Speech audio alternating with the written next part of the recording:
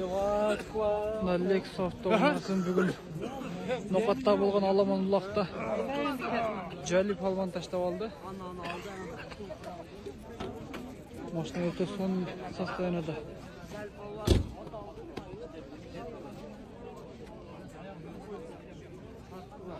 Lex 470. Çay içtiniz mi içilir? İçseniz iç olun siz he. Biz ama usta uyamaz mı? Usta bir şey olmaz.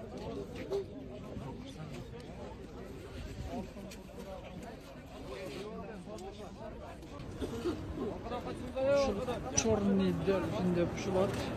На Lex avtomasını taşlap.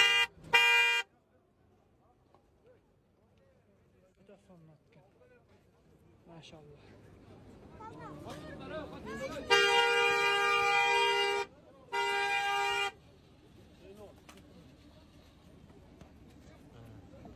Canlı.